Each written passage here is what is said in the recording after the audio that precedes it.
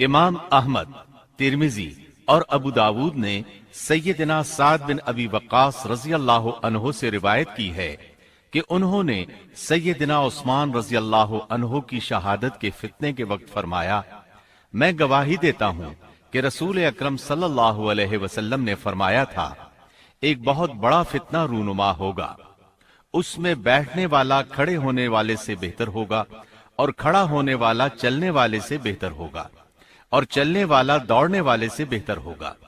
کسی نے کہا، اگر کوئی میرے گھر میں داخل ہو کر میری طرف ہاتھ بڑھائے تاکہ وہ مجھے قتل کر دے تو آپ صلی اللہ علیہ وسلم نے فرمایا، تو آدم علیہ السلام کے بیٹے کی طرح قتل ہو جا، یعنی اس فتنے میں قتل ہو جانا، حابیل کی سنت پر عمل کرتے ہوئے خود ہاتھ نہ اٹھانا، قاتل کہلانے کی بجائے مقتول ہونے کو پسند کرنا۔ اسی طرح مسند احمد کی ایک روایت میں ہے، رسول اللہ صلی اللہ علیہ وسلم نے فرمایا، دنیا میں جب بھی کوئی ظلم سے قتل ہوتا ہے تو اس کا گناہ آدم علیہ السلام کے پہلے بیٹے قابیل کی گردن پر ضرور ہوتا ہے، اس لیے کہ وہ پہلا شخص ہے جس نے ظالمانہ قتل کی ابتدا کی اور یہ ناپاک طریقہ جاری کیا۔ اس حدیث سے اس جرم کی نوعیت کا بخوبی اندازہ ہوتا ہے کہ اللہ تعالیٰ نے اس کو صرف ایک قتل قرار نہیں دیا بلکہ اس کو ایک گھناؤنی حرکت قرار دیا۔ قیامت تک آنے والے لوگ جو اس گناہ کے مرتکب ہوں گے ان کا کچھ گناہ قابیل کے حساب میں ڈالا جائے گا۔ حابیل کو قتل کرنے کے بعد قابیل نے اپنی بیوی کو ساتھ لیا اور دور دراز نرم زمین کے پاس جا کر رہائش پذیر ہو گیا اور آدم علیہ السلام کے سامنے تک نہ ہوا۔ آدم علیہ السلام پہاڑوں کے قریب ایک بستی میں رہ رہے تھے، یہ ان سے بہت دور جا بسا تھا۔ اس طرح قابیل کا آدم علیہ السلام سے رابطہ بالکل ختم ہو گیا اور اس سے ایک نئی نسل کی ابتدا ہوئی۔ فحاشی اور اریانی کو ان کے ہاں عروج حاصل تھا۔ عبادت یہ لوگ اگرچہ اللہ ہی کی کرتے تھے لیکن آدم علیہ السلام کی شریعت کے خلاف بے حیائی کے دل دادا تھے۔ تقوی کی قلت، احکام الہی کی نافرمانی اور فحاشی کا فروغ ان کے شب و روز کا معمول تھا۔ اس کے بعد لوگ دو گروہوں میں تقسیم ہو گئے، شریر اور برے لوگ قابیل کے ساتھ مل گئے اور آدم علیہ السلام کے دیگر بیٹے اور نیک لوگ آدم علیہ السلام کے ساتھ مل گئے۔ آدم علیہ السلام 960 سال زندہ رہے۔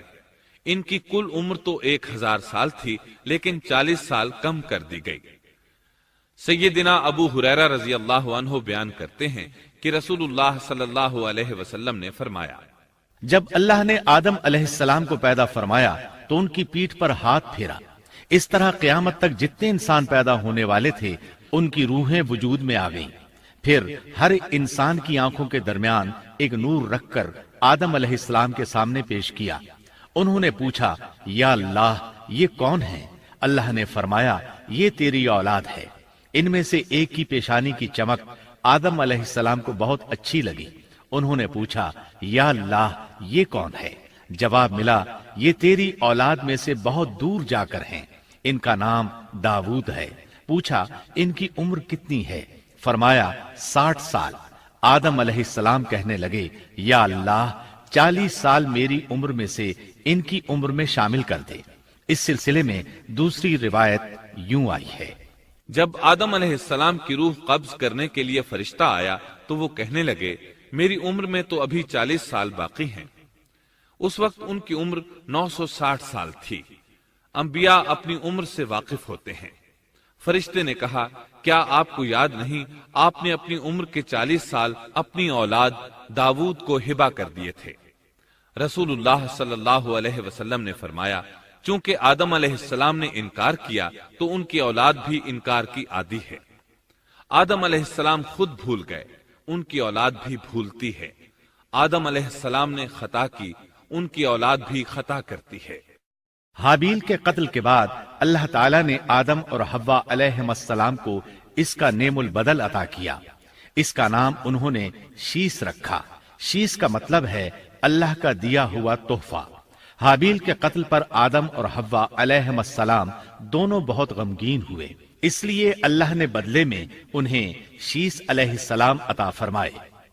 سیدنا ابو ذر غفاری رضی اللہ عنہ سے مروی ایک صحیح حدیث میں ہے کہ رسول اللہ صلی اللہ علیہ وسلم نے فرمایا، اللہ تعالیٰ نے 104 صحیفے نازل فرمائے، ان میں سے 50 صحیفے شیس علیہ السلام پر نازل ہوئے۔ ان صحیفوں میں ایسے قوانین، اصول اور ضابطے تھے جن سے انسانیت کی زندگی منظم ہوتی ہے۔ شیس علیہ السلام نے آدم علیہ السلام سے علم حاصل کیا، لیکن آدم علیہ السلام کا تمام علم وہ حاصل نہ کر سکے، اس لیے کہ آدم علیہ السلام نے بالمشافہہ اللہ تعالیٰ سے علم حاصل کیا تھا، اور بہت سی اشیاء کا علم اللہ تعالیٰ نے انہیں سکھا دیا تھا، اس لیے وہ تمام علماء سے بڑھ کر عالم تھے۔ شیس علیہ السلام نے آدم علیہ السلام سے علوم سیکھ کر لوگوں کو سکھائے۔ لوگوں نے ان سے مختلف علوم، فنون اور پیشے سیکھے۔ انہیں شہروں میں رہنے سہنے کے بارے میں تعلیم دی، دن رات کے حسابات سے انہیں آگاہ کیا اور انہیں بتایا کہ کن اوقات میں وہ اللہ کی عبادت کریں اور عبادت کے طریقے انہیں سکھائے۔ احادیث میں اس کی وضاحت ملتی ہے۔ امام احمد رحمت اللہ علیہ بیان کرتے ہیں کہ ابو زمعہ سعدی کہتے ہیں کہ انہوں نے مدینے میں ایک شیخ کو لوگوں سے کلام کرتے دیکھا تو ان کے متعلق پوچھا، یہ کون شخص ہے؟ لوگوں نے بتایا کہ یہ ابی بن کعب رضی اللہ عنہ ہیں، بڑے صحابہ میں ان کا شمار ہوتا ہے، تمام مسلمانوں سے بڑھ کر قرآن اور اس کی تفسیر کے عالم ہیں۔ ابو زمعہ فرماتے ہیں کہ ابی بن کعب رضی اللہ عنہ اس وقت یہ واقعہ بیان کر رہے تھے کہ جب آدم علیہ السلام کی وفات کا وقت قریب آیا تو انہوں نے اپنے بیٹوں سے فرمایا، میرا جنت کے پھل کھانے کو جی چاہتا ہے۔ جنت کے پھل دنیاوی پھلوں جیسے ہی ہوتے ہیں، سیب، انار، انگور، یہ سب جنت میں موجود تھے۔ جنت کے اور دنیا کے پھلوں میں فرق یہ ہے کہ دنیاوی پھل بدبودار ہو جاتے ہیں، جبکہ جنتی پھل کبھی بدبودار نہیں ہوتے۔ اسی طرح دنیاوی پھلوں کا ذائقہ عارضی ہوتا ہے، جبکہ جنتی پھلوں کا ذائقہ ہمیشہ برقرار رہتا ہے۔ اس لیے آدم علیہ السلام نے چاہا کہ وہ جنت کے پھل کھائیں، چنانچہ ان کے بیٹے تلاش میں نکل گئے۔ انہوں نے اپنے ساتھ کلہاڑے، کدالیں اور ٹوکریاں لے لی۔ راستے میں انہیں فرشتے ملے، ان کے پاس آدم علیہ السلام کا کفن اور خوشبو وغیرہ تھی۔ انہوں نے پوچھا، آدم کے بیٹو، کس چیز کی تلاش میں ہو؟ کہاں جا رہے ہو؟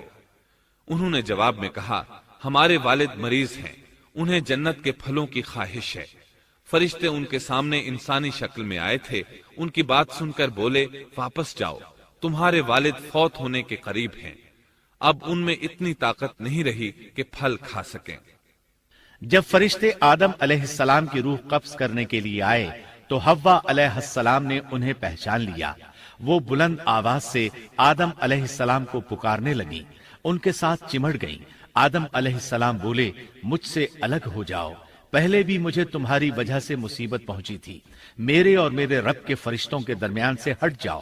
پھر فرشتوں نے آدم علیہ السلام کی روح قبض کی، انہیں غسل دیا، کفن پہنایا، خوشبو لگائی، آپ کی قبر کھودی، پھر انہوں نے آدم علیہ السلام کی نماز جنازہ ادا کی، اس کے بعد انہیں قبر میں اتارا، پھر اوپر مٹی ڈال دی اور بولے، آدم کے بیٹو، تمہارے لیے یہی طریقہ ہے۔ اس وقت تک لوگ کفن دفن کے احکامات سے واقف نہیں تھے، انہیں علم نہ تھا کہ قابیل نے اپنے بھائی کو کیسے دفن کیا تھا، اس لیے فرشتوں کو بھیجا گیا تاکہ تدفین کا طریقہ بتا دیں۔ تو اس طرح انسان کو دفن کرنے کا طریقہ معلوم ہوا جو فرشتے لے کر آئے تھے۔ آدم علیہ السلام نے اپنی 960 سال کی مکمل زندگی میں سوائے اس درخت کا پھل کھانے کے اور کوئی خطا نہیں کی۔ یہ تھا ہمارے باپ سیدنا آدم علیہ السلام کا اسوہ اور سیرت طیبہ کا حال۔